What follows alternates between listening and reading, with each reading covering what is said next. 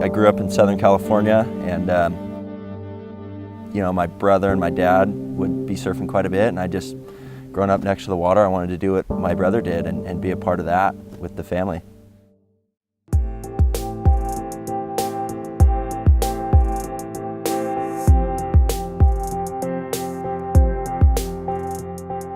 I really started getting the excitement for big wave surfing when you know, we'd have the occasional swell once or twice a year, and I would just be drawn to the biggest day. Like, I'd want to go where it was the biggest.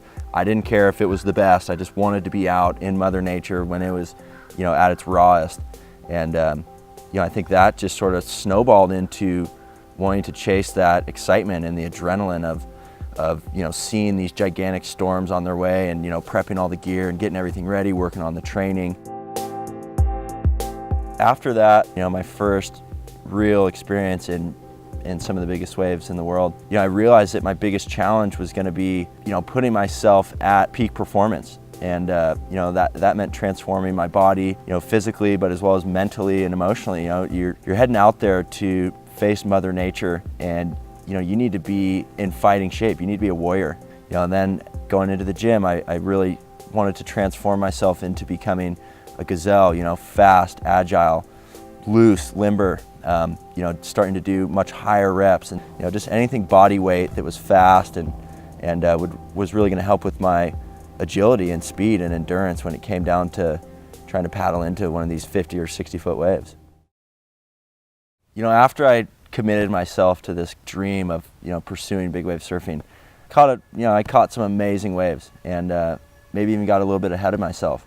You know, I remember one specific swell. It was actually on Maui. There's a wave called Jaws there that you know, guys had always been tow surfing, where you're being pulled in by a jet ski, and it's now transformed into paddle surfing. Some of the biggest waves on the planet come through there, 50, 60-foot waves. And you know, this one specific day, I remember being out there, and you know, I kind of was in a weird rhythm. Waves weren't coming to me the way I wanted, but finally one presented itself on the horizon. It seemed like it was focusing right to me. And you know, I turned just like every other wave, paddled as hard as I could, got to my feet, and as I'm coming down this thing, one of the biggest waves I'd ridden up to this point, as I'm coming down, there's this big lump in the face that I went off of, and as I landed, my board slapped and I cartwheeled down in probably about the worst spot you could possibly fall at. I remember at the last second falling onto my back, looking up at this Niagara Falls coming down, landing right on me. Boom, car accident. I'm underwater, just don't know which way's up. Boom, back and forth, being ragdolled around like a doll in a you know, a chew toy in a dog's mouth or something. I finally get to the surface to luckily have a jet ski come in and grab me. And I hop on the back of the jet ski, and I get over to the channel, and I look down and I cough into my hand, and I actually coughed blood into my hand. You know, and this was like, whoa, you know, this, all of a sudden it became real. You know, it's sort of, I always saw myself as invincible, and now it was real. After I sort of healed up from that a little bit, I realized that I needed to get back on the horse, and so I focused in on the training and thought, all right, how am I going to overcome this? I gotta get back out there. And actually the next swell was up in Northern California at a wave called Mavericks, and it was one of the most crowded days.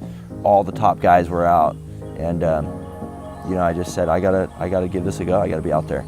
And I paddled out that day, and the wave I caught that day had the same sort of experience. I remember seeing this thing come to me. No one else was around, and you know, it was like the wave had chosen me. And I went for this thing, and as I'm going down the face, I got to my feet. I'm going down the face. There was that same sort of step and lump in the wave. And I went over it and landed, and actually successfully made it, just like I had fallen in Maui, you know, on that one. And that wave actually went on to become nominated for the XXL Awards that year for the biggest wave paddled globally for the entire season.